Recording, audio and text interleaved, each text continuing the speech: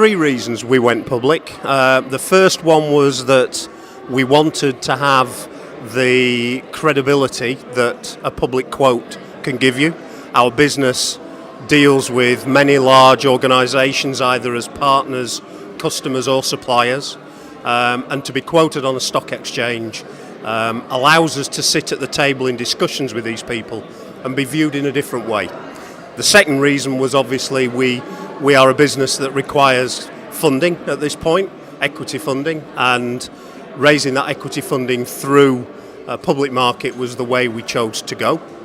The third reason was that if you've got publicly traded shares, it allows you to encourage your employees to be involved in equity in a meaningful way through the use of options. Yeah, I think the reaction has been extremely positive. We're very fortunate.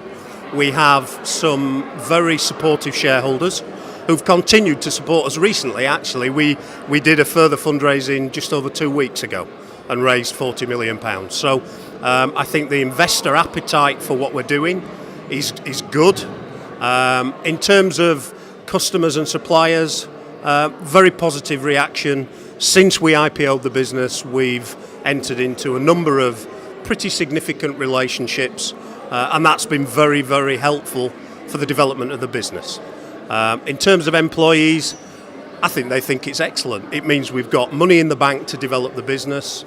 They are receiving share options, and they enjoy the fact that we're a listed company and the excitement that sometimes comes with that. That's an interesting question. I think the first thing is make sure you understand how much work you will have to do. And I'm sure everybody will answer that question in the same way. It is significant, and if you have experienced people in your business who have been through the process before, you'll know what to expect. If you haven't, my suggestion would be make sure that you bring in some outside help to help you with it, because otherwise you'll find it very difficult. I think a few other pointers would be to make sure that you're prepared for what you're doing. Deal with it as you would many other transactions. Talk to various advisors, pick the ones you can get on with, and assemble your team.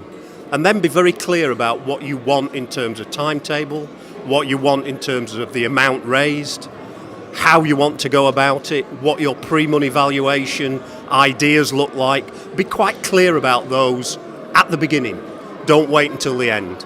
And then the final point for me would be make sure at early days you speak to your advisors and understand with them what warranties and indemnities they're going to want from you as a management team. Because there's nothing worse than getting 3/4 of the way through the process and then being shocked and surprised by that. The European Union, and perhaps people outside the European Union as well, need to try and ensure that they minimise bureaucracy and regulation. It's easy to say and very difficult to do, I understand that. But as a small business, we struggle sometimes with all of the requirements that are placed upon us. And that doesn't help small businesses become medium-sized businesses and then large businesses.